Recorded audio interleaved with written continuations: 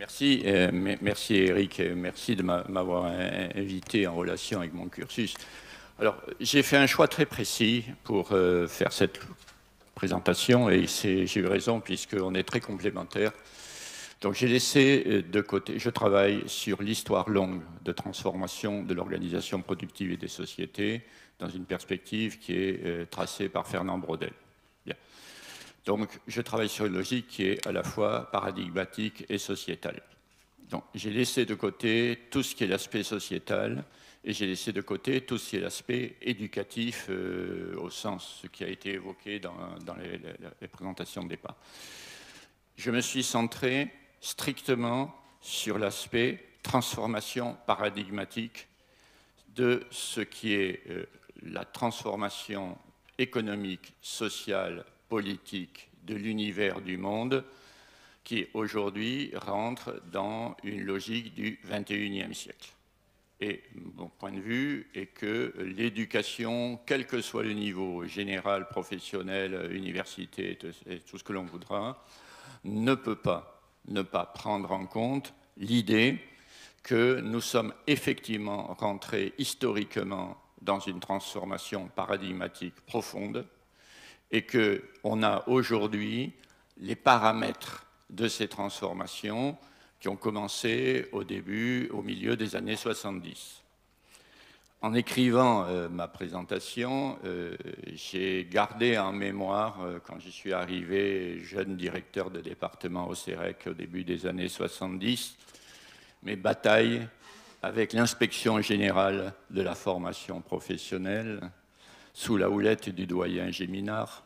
J'avais à peu près 30 ans, le doyen Géminard devait avoir 70 et quelques années, sur l'arrivée des machines-outils à commande numérique dans toute l'organisation manufacturière, l'arrivée du 4 gamme, c'est-à-dire l'arrivée de tout ce qui était la conception assistée par ordinateur, puis ensuite l'arrivée des Flexible Manufacturing Systems, et ainsi de suite, c'est-à-dire toute la révolution qui était en train de rentrer dans les industries manufacturières. Et puisque Eric a eu la gentillesse d'évoquer mon parcours, j'étais allé avec Dassault, dans le cadre de programme du CEREC, chez Lockheed Aircraft, qui avait le premier 4 gamme mondial qui était connu dans l'aéronautique, et on est revenu chez Dassault en disant « les bureaux d'études de demain existent déjà ». Et c'est à la suite de ça que Dassault a développé Dassault Systèmes. Il a acheté le système. C'est pour vous dire la relation que peut avoir l'éducation, la formation avec le milieu industriel. Dassault a racheté le système et il a développé Dassault Systèmes, qui est aujourd'hui la grande référence en la matière. Voilà. Alors, puisque le temps est compté, alors j'espère que je vais trouver la bonne touche. Oui, non. Elle m'a été montrée, c'est celle-là. Voilà. Alors, il ne faut pas se tromper. Dans les transformations, tout le monde met l'accent sur la technologie, et en considérant qu'elle est moteur, ce n'est pas vrai. La technologie est effectivement au cœur des transformations, mais les deux vrais moteurs sont des moteurs économiques et des moteurs sociaux. Dans le côté économique, donc très rapidement, en fait, c'est une question de modèle. On voit qu'on a d'un côté notre économie dominante, qui est une économie régularisée par les différentes institutions, est attaquée au debout par une logique libertarienne et une logique libertaire. La logique libertarienne, c'est le marché, c'est l'école de Chicago, hein, que vous connaissez bien avec Thatcher, Reagan et compagnie dans les applications politiques. Et l'école libertaire, c'est celle qui est montée, qui est au départ les anarcho-syndicalistes et tout ce que vous voulez, qui disent qu'il faut libérer le monde de cette espèce de prégnance de ce vieux système qui est complètement périmé et qui contribue à la domination. Et donc, il faut dépasser ceci, il faut cette évolution est intéressante de plusieurs points de vue, que d'un côté, ça remet en cause la gratuité, et de l'autre côté, ça remet en cause les rentes. Donc ça attaque les deux bouts. Ensuite, c'est l'objectif est de dépasser la notion de propriété, c'est les tests de Riskin, pour passer à la notion d'usage. J'insiste pas non plus, c'est relativement connu. Sur les technologies, qui est effectivement ce qui est considéré comme le vecteur support, on a tous les différents éléments du Web 3, Web 4, n'insiste pas, on connaît les plateformes d'intermédiation, on connaît les imprimantes 3D, on y reviendra, on a le big data, toute l'intelligence artificielle à base neuronale, et qui est en train de rentrer complètement dans la logique industrielle, et on a les interfaces vocales, sur lesquelles je reviendrai éventuellement. Il ne faut pas oublier le dernier, qui est ce qu'on appelle le soft power, c'est-à-dire en fait la confrontation des représentations du monde. Vous connaissez les ouvrages des anthropologues qui est sur l'idéal et le matériel. En fait, la représentation du monde joue un rôle extrêmement important dans la motricité des évolutions de long terme. Alors, si on continue, là-dedans, puisque ce qui nous intéresse, c'est quand même le travail et l'emploi. Donc, on a le travail et l'emploi qui est incorporé dans un nouvel univers productif. L'organisation productive est dans le monde. La transformation du monde, c'est quand même un cybermonde économe. Ce n'est pas la COP 21, ce n'est pas le réchauffement climatique qui domine la logique économique. C'est la notion d'économie qui est l'économie est une source de profit. Donc l'économie, du coup, est pleine de nouveaux emplois, de nouveaux business. On a un renforcement des réseaux productifs et sociaux de production et de distribution. Donc là aussi, c'est la notion de réseau qui est dominante. Et on a une domination, et tous les mots sont importants, de la e-organisation, c'est-à-dire une organisation qui utilise le numérique dans tous les sens, de services, même l'industrie incorpore les services aujourd'hui, la frontière n'a plus de sens, sur mesure. Donc là aussi, ce sont des services qui sont industrialisés et sur mesure pour avoir de l'efficacité et pour pouvoir toucher le mieux possible la demande et les demandes sociales, s'appuyant sur des néo-métiers. Et j'insiste beaucoup, on va le voir à partir de la notion de compétence, on est en post-taylorisme, même si avec des problèmes divers et variés, et on a une résurgence de la notion de métier. On a un mouvement qui est un mouvement des emplois industriels vers les emplois de services faiblement standardisés, qui découle de ce que j'ai dit précédemment.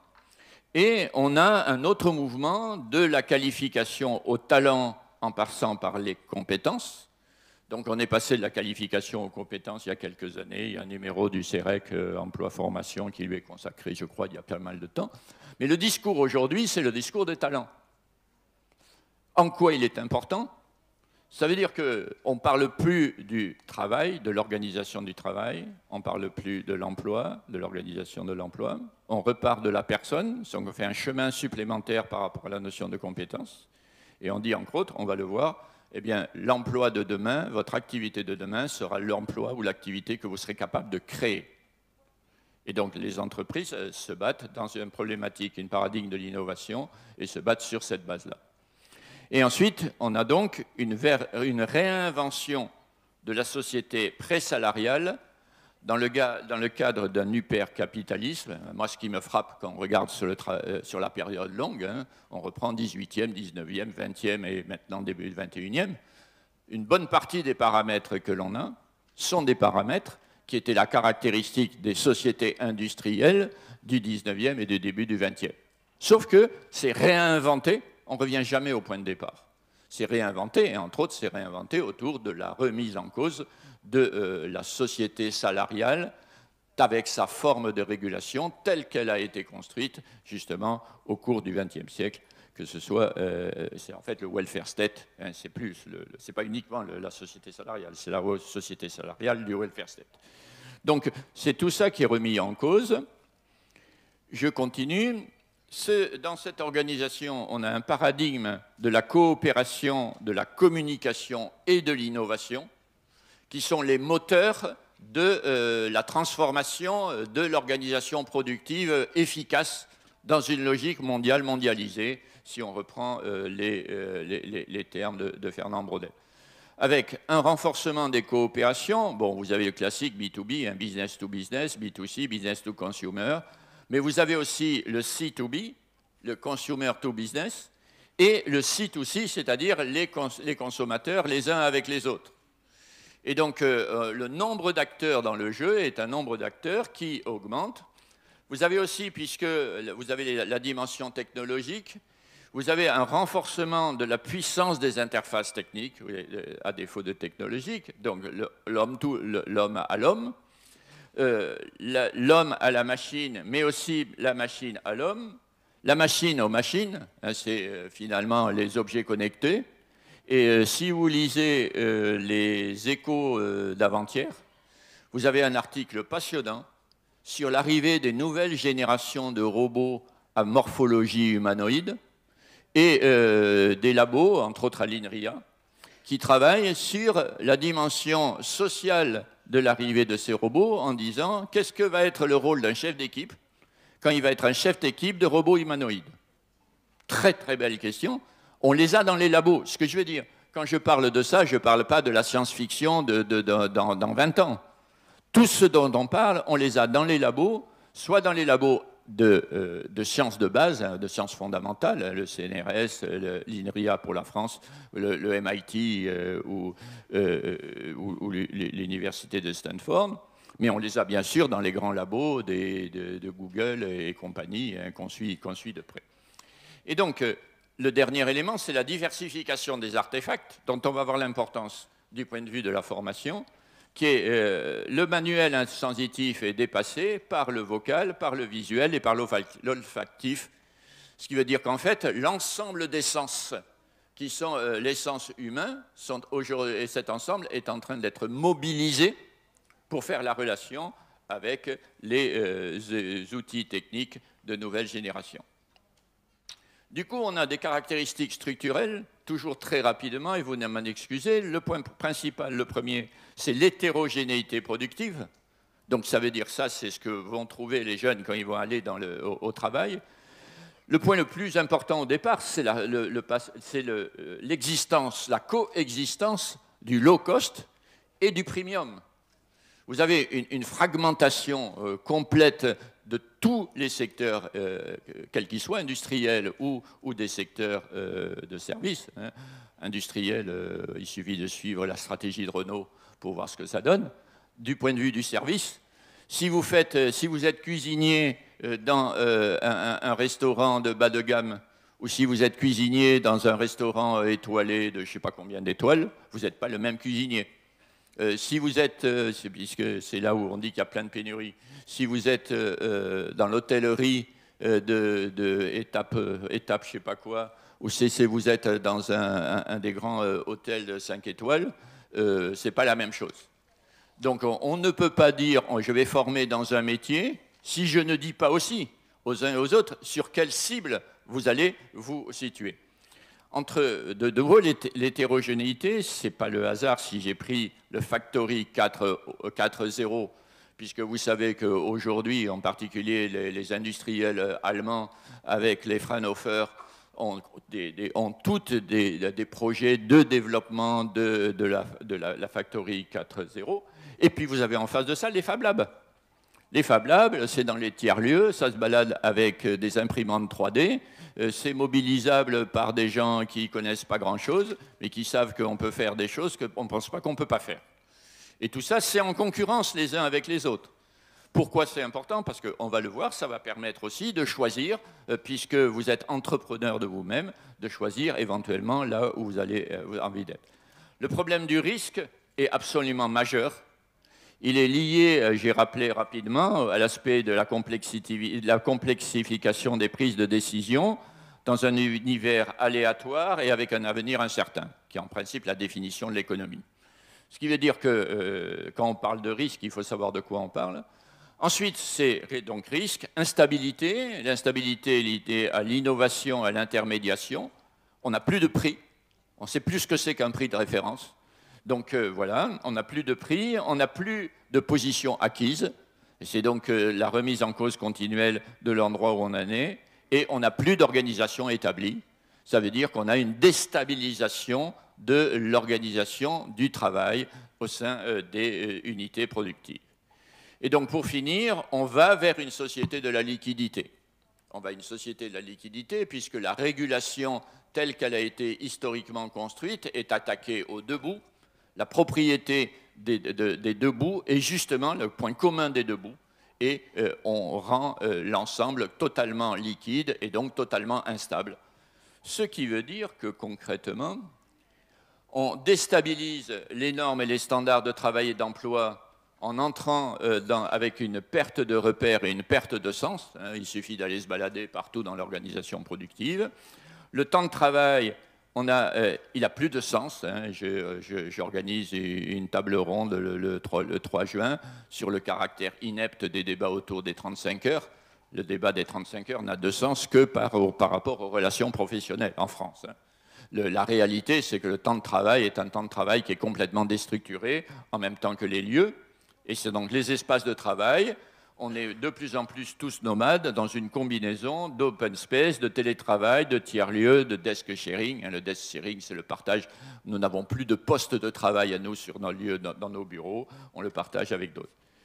On a une remise en cause, ou plutôt on a une multiplication des statuts professionnels avec le travail salarié, le travail indépendant, mais aussi des bénévoles troqueurs de services. C'est les fameuses biens communs qui sont attaqués par les libertariens, enfin plutôt qui sont poussés par les libertariens, c'est les fameux communaux. Ce sur quoi je veux insister, c'est qu'on rentre dans un univers de multi-statuts. Ce n'est pas vrai qu'on aura une disparition du salariat. On aura une recomposition du salariat et on aura des logiques qui seront plutôt des logiques de pluri-emploi, non pas uniquement successifs mais concomitants. Et donc on a un problème justement dans la reconstruction des relations professionnelles et de la protection sociale, de savoir comment on intègre ces variétés. Des règles de vie et de travailler ensemble qui deviennent dominantes. Ce n'est pas le hasard si quand on fait nos enquêtes sur les lieux de travail, en particulier dans les open space, remonte le problème des civilités, le problème de la politesse. Ces jeunes, ils ne sont pas polis, ils arrivent avec leur casque sur la tête, ils ne disent pas bonjour, disent les cadres qui les encadrent et qui sont un peu plus âgés. Et les jeunes disent mais de quoi ils nous embêtent avec leurs histoires, moi ça ne m'intéresse pas. Et une remise en cause des fonctionnements hiérarchiques de la pyramide au réseau. J'ai rajouté, quand j'ai repris la présentation, c'est aussi aujourd'hui toute l'idée de l'entreprise libérée. Si vous lisez la littérature maintenant, l'entreprise performante et l'entreprise libérée, vous avez le renversement de la pyramide. Et donc voilà, c'est le salarié libre, autonome et compétent qui va définir jusqu'aux stratégies de l'entreprise.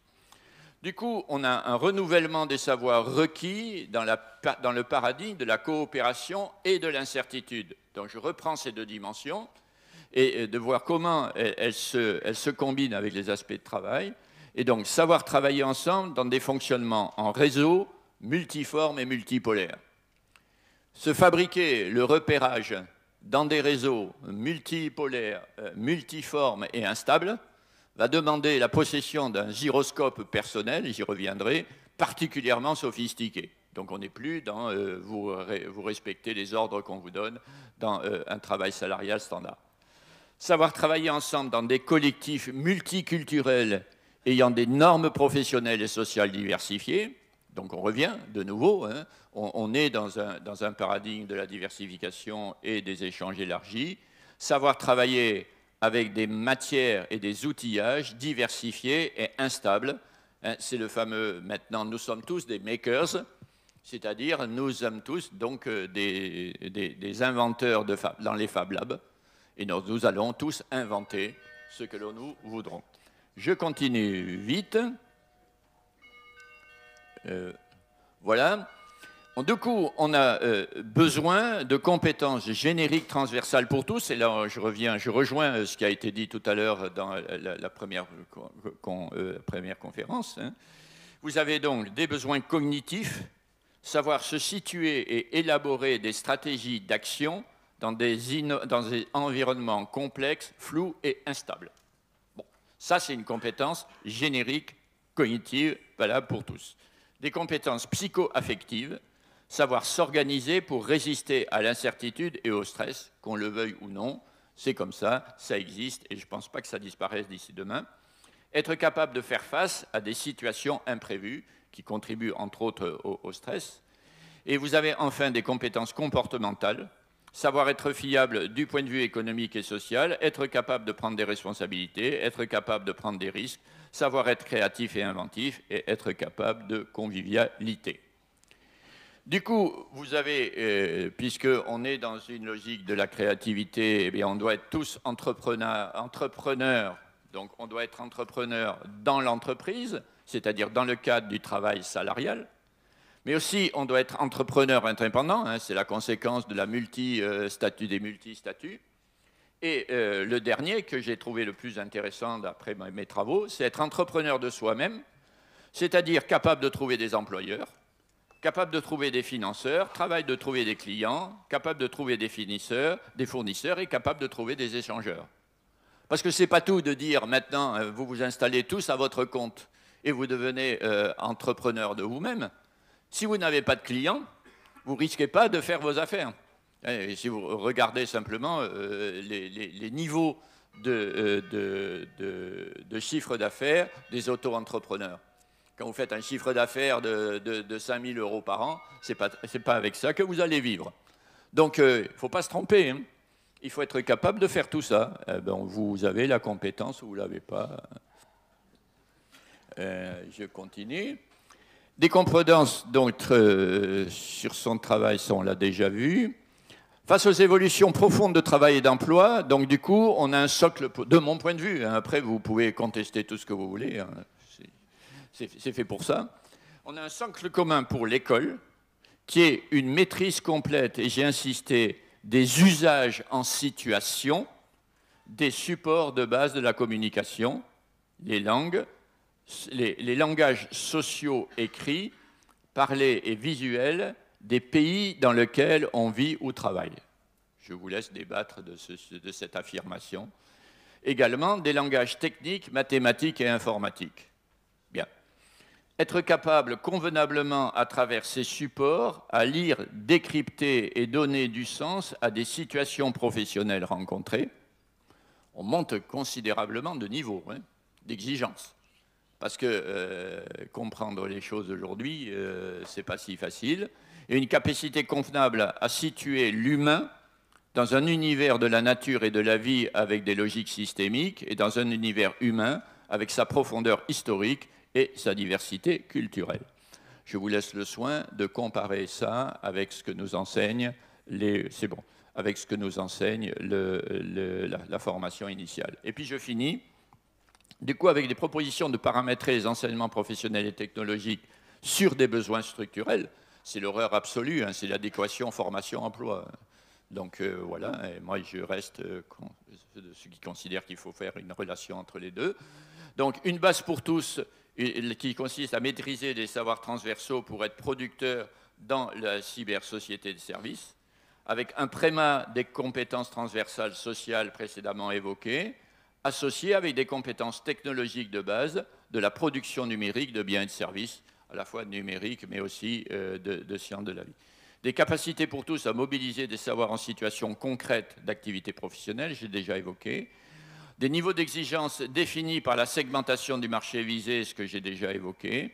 Et des spécialisations déterminées par une combinaison où vous voyez que l'approche sectorielle est pour moi de deuxième ou troisième rang.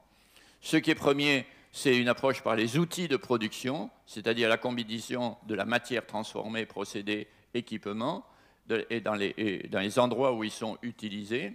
Hein.